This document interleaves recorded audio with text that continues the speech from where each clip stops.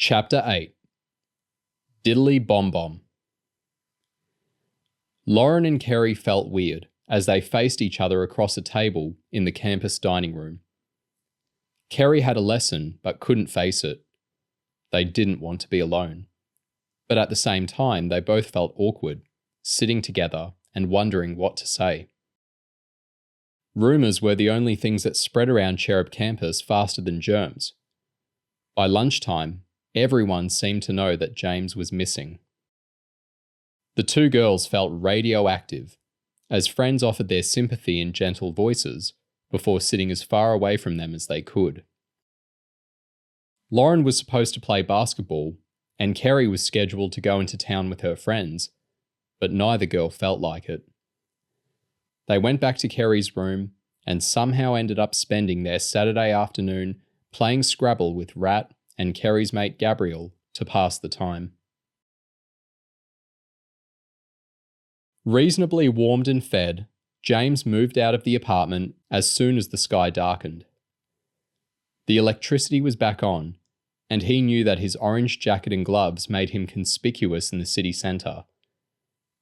He'd spent much of the day wondering about the best way to get a mobile phone. He'd considered breaking into an empty apartment in one of the city's wealthier areas, but these tended to be well policed. Besides, there were few landlines around, and people generally took mobiles with them when they went out. He thought about simply walking up to someone and asking to borrow their phone, but it would mean showing his face in a public area, and in an impoverished and crime-ridden city, the chances of anyone willingly handing their mobile to a well-built teenager who looked like he'd spent a night sleeping rough weren't good. James realised that he was going to have to mug someone. It wasn't going to be nice for his victim, but it would be a tea party compared with what might happen if Oberdon's men got hold of him. The grey streets of Aero City were about as far from thriving as you can get. But there were a couple of lively streets in the centre of town, where the kind of people who could afford mobile phones shopped, ate, and danced the night away inside the city's only nightclub. But these businesses were mostly owned by Dennis Oberdon's family, and the area always crawled with cops. James decided to pick his victim at the city discount store instead. The large metal shed was one of the few things to have been built in Aero City within the last 10 years. He'd been there a few times with Boris and Isla and found it stuffed with everything, from Chinese-made tracksuits through to canned food and cheap power tools. There was a large car park, but few people owned cars, and most shoppers walked their purchases a few kilometres through the snow in bags or trolleys. James sat on a low wall at the edge of the lot and staked out the entrance. He needed a customer who was alone and looked wealthy enough to own a mobile. At the same time, he tried not to attract the attention of a gang of tough-looking teenagers who were using a desolate area of the lot as a skate park. James wasn't exactly God's gift to skateboarding. He'd made an ass of himself on the few occasions when he'd mounted a board, and was impressed by their display, especially when you consider that they were performing on snow and ice, with nothing but hoodies for protection. After watching endless pensioners and harassed, impoverished buggy pushers, James noticed a young woman coming through the automatic doors holding a giant carrier bag with a set of pillows crammed inside. She looked about 19 and wore tight jeans, black leather boots, and a fur hat. But it wasn't the kind of cheapo fur hat that all the old grannies wore, and her brown leather bag had clearly come from some fancy Moscow boutique. It was definitely the kind of bag that had a mobile inside it.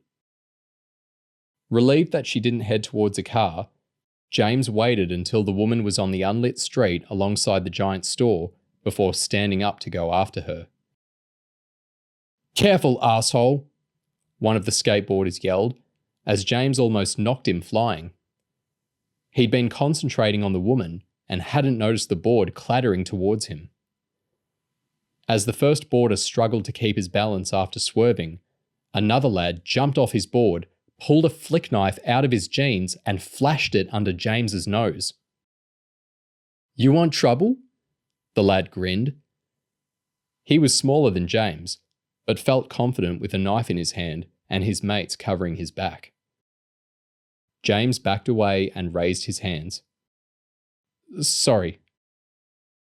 He stuck to a single word because the kids might have heard that the cops were looking for an English boy, and his accent was a giveaway. The kid who'd swerved was 17 or 18, and he'd circled back towards James, kicked his board up into his hands, and was swaggering towards him. This is our space, faggot, the big lad spat, puffing up his chest and bunching up his fists. Sorry, James said again, as he backed up further and turned his head quickly to see if his target was still in sight. The skateboarders all laughed as he backed away. He's pissing his pants. If we see you around here again, we'll cut you up. But James didn't give a damn about their attempts to bruise his ego. He wanted the girl, or at least the phone he hoped to find inside her expensive leather bag. After leaving the car park, James took a couple of quick double steps to catch up with his target. She turned left behind the discount store into a wide street with a building site on one side. A faded sign said that the 55,000 square metres of shops and office space would be ready by the end of 1998, but the grand scheme had only risen half a story. The young woman stuck her arm out to hail a passing taxi, but the driver was on his way to another call and didn't pull over. After recovering from the shock of almost seeing his target escape, James realised that it was another good sign.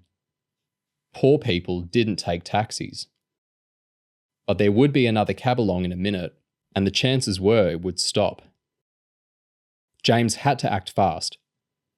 There was no one up ahead or across the street, and he checked over his shoulder to make sure nobody was behind. An elderly man was crossing the road, but he wasn't going to be any kind of problem. The woman heard James run at her, but only managed 2 steps before he bundled her into the back wall of the store. She swung out harmlessly with the pillows and kicked him with the point of her leather boot, but James was too strong. He pinned her to the breeze block wall and grabbed the bag from her shoulder as she twisted and spat. He'd hoped to be able to snatch the bag easily and run off without doing the woman any harm, but she screamed and clutched at the handle as James tried to take it. Let go or I'll hurt you. My boyfriend will kill you, she snarled. Do you know who he is? James didn't know who he was, but the people who counted in Aero City were drug dealers, money lenders, or cronies of Dennis Oberden. Whoever he was, James didn't have time to mess about. Finally losing his patience, he grabbed the woman's neck, slapped her in the mouth, and gave her a shove. She ended up sprawled in the snow with a split lip. James guiltily snatched the bag and was relieved to see a purse and girly pink phone inside. It was an odd-looking device, branded with the name of the local cellular company. He stuffed the purse inside his jacket and couldn't resist glancing at the phone's status. 2/3 battery, 4 out of 5 signal bars. He felt like a 6-year-old looking at a big stack of presents on Christmas morning. He was tempted to dial straight away, but it didn't seem like a good idea with a fair bit of traffic around and a woman bleeding on the ground in front of him. After running for a few hundred metres, James cut down to a brisk walk to avoid suspicion. Once in a while, he checked the phone and noticed that the reception was getting weaker as he moved further from the city centre. After 1.5 kilometres, he cut into an unlit alleyway that ran between 2 abandoned office buildings. The phone lit his face with an amber glow as he dialed the 0044 for the UK, but all he got was a keypad locked message on the display. Frustrated, he tried different combinations to unlock it. Star followed by hash, like you did on a Nokia, holding down the number 9, holding down the 0, but he got the same message every time. After 2 minutes fumbling, James took a calming breath and studied each key in turn. Stupid poxy phone, he growled. He considered taking the battery out and restarting the phone, but he'd be completely stuffed if the phone asked for a PIN number when he switched it back on. Then he noticed that his thumb had been covering a little button on the side with a picture of a padlock on it. After holding it in for 3 seconds, the phone chimed and keypad active appeared on the screen. James felt triumphant as he started dialing, but then he noticed shadows at the end of the alleyway.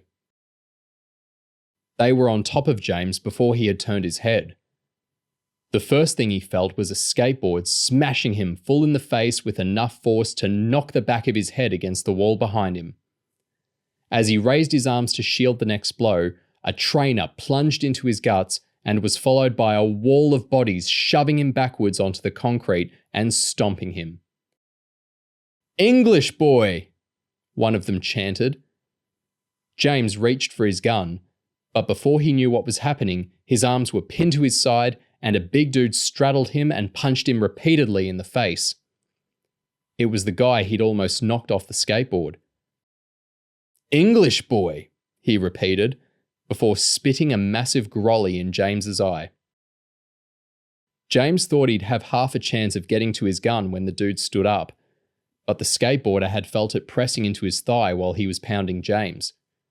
He ripped it from James's waistband as he stood up, then aimed the gun down at him before savagely kicking him in the balls. The 5 skateboarders laughed as James doubled over in pain and spat out a mouthful of blood. The youngest kid there looked about 12, and he'd picked up the mobile phone. "Let's call the cops," he grinned. "How much is 25,000 split 5 ways?" "Math's not your strong point?" an older skateboarder giggled. But the big guy with the gun pointing at James snatched the phone from the little kid and didn't sound so happy. "Don't be thick all your life. If we call the cops, they'll rip us off." Another skateboarder nodded. "They'll beat the shit out of us and keep the reward themselves." James looked around for a way out, but the alley was a dead end and the big dude had the gun pointing right at him. He hurt all over and felt stupid for letting himself get jumped by a bunch of teenagers. "So what do we do, Joe?" the little skateboarder asked anxiously. "Shut up and let me think," Joe said as he looked down the barrel of the gun at James. "Let me use the phone," James said pathetically. I know people. They'll double your reward, I swear." Joe shook his head with contempt. "Yeah," he tutted. "You look so rich." He started dialing. "Who are you calling, Joe?" "The hotline number they put out on the radio this morning." "Can you remember it?" 888-888, Joe said. "What's to remember?" The freezing snow was melting into James's clothes and his face was covered in blood. His stomach churned with pure terror. This might really be the end of the line. He'd never get back to campus. He'd never see Lauren or Kerry. He'd never see Arsenal score another goal, or do homework, or take a shit, or any of a million other mundane things that flashed through his mind. Within an hour, he'd be locked in some basement cell with a couple of Oberdon's goons torturing him until he told them whatever they wanted to hear. "Hello?" Joe shouted into the phone. "Are you the dude from the mayor's office that was on the radio? Cool. Listen, I've got the English kid. Before I tell you where we're at, I want to be sure that we'll get the reward straight away. Cash on delivery." "Okay, cool. We're over on the east side, Street 16, near where the cinema used to be." "Yeah, he's alive. I had to beat the shit out of him, but he's just about conscious." "So how long roughly?"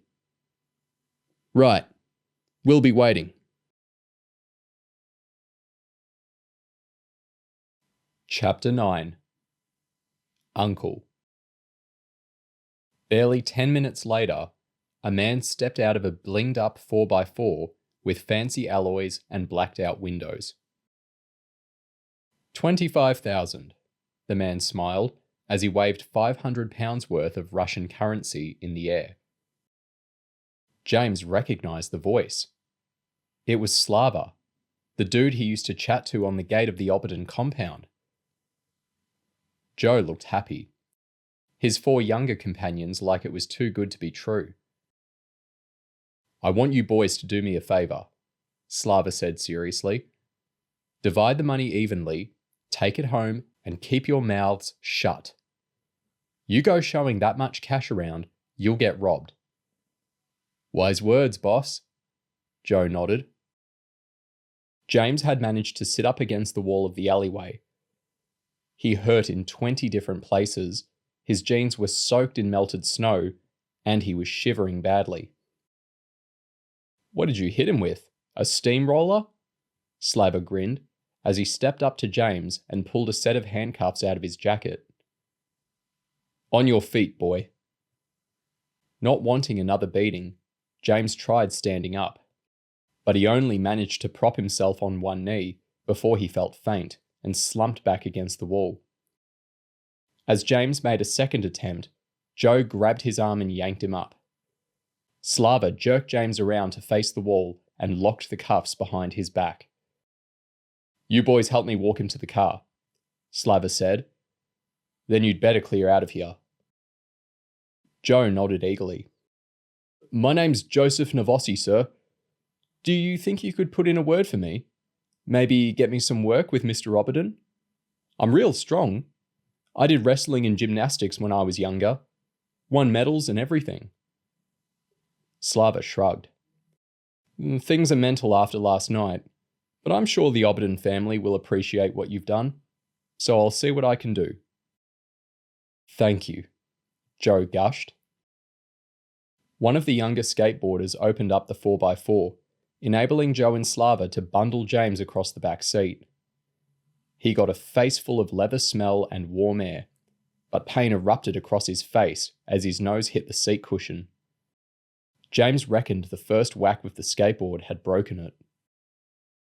Seconds later, he heard Slava getting in the front, clicking on his seatbelt and starting the engine. The pothole roads made James's aching head bounce. Slava spoke as James struggled to sit himself up. So, why did MI5 decide to kill Dennis Oberdin? What are you talking about? James mumbled, as it occurred to him that Slava had spoken in English, with an American accent. They killed him, James, old boy. James was covered in blood, his head was thumping, and he had a splitting pain in the bridge of his nose. It was hard to think straight, and he decided it would be best to keep his trap shut. How's your sister Lauren doing these days? Slava continued. Is John Jones your mission controller on this one, or someone else? James was stunned. Slava knew about Cherub, which was impossible. My handle's Eric Partridge, Slava continued cockily as he took a sharp turn. I'm with the CIA Weapons Proliferation Unit. Spent most of the last 4 years infiltrating Oberdin's organization.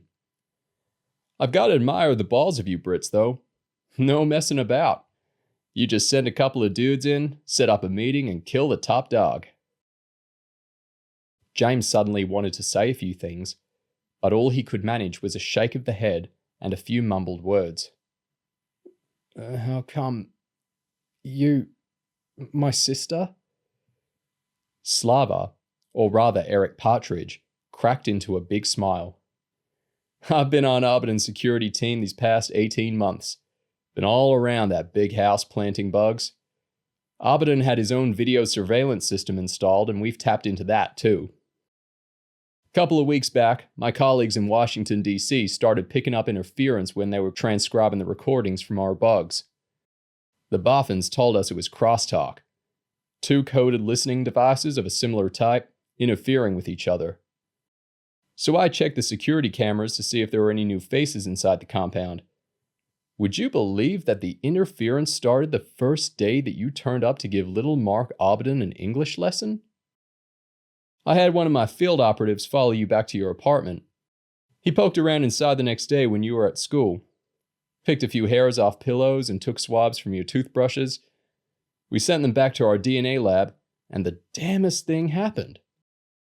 Uncle Boris and Auntie Isla drew blanks, but your DNA brought up a match to a highly classified file. Took us more than a week to get access. The request had to be approved by the heads of the CIA and the FBI. What file? James muttered, as his fuzzy head struggled to grasp what he was hearing. You're quite a kid, James. When they finally gave me clearance, your file had all the details of your mission in Arizona 2 years back. Busting out of Arizona maximum security prison, driving across 3 states with the cops on your tail, and catching Jane Oxford. File said that you're part of some limey child spy unit known as Cherub. I tell you, when I heard about that, it pretty much blew my mind. James realized that he'd got lucky.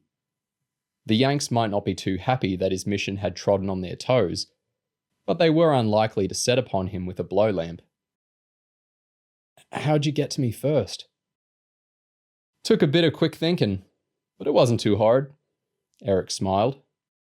Vladimir Abedin is a tyrant. His men are terrified of him. I suggested we offer a reward and set up a radio broadcast, then started organizing the search. Everyone was happy for me to stick my neck out and get it chopped if things went wrong. Where now? James mumbled. I got a safe house on the edge of the city. We'll head back there. You can wash up, put on a set of clean clothes, and you look pretty messed up. So I'll take a proper look at your injuries. Won't you be compromised? James asked. Sure, Eric nodded. Those kids will splash their rubles around and shout off their mouths. People will find out that they put you into my hands, and I'll be in as much trouble as you. But I'm not working alone. We have other agents in place who will keep going after the Abedins, at least the ones you Brits didn't decide to assassinate. My job is to get hold of you before the Abedins and find out what the hell you lot were playing at. James shook his head. Wasn't assassination, he said wearily. They were setting up a deal to buy missiles. Eric turned away from the road and shot James an angry glance. I saved your butt, kid. If you ain't straight with me, I might just turn back and dump you in the snow. They can't have, James mumbled. James, I know that part of the story. I got the whole frickin' incident in glorious black and white.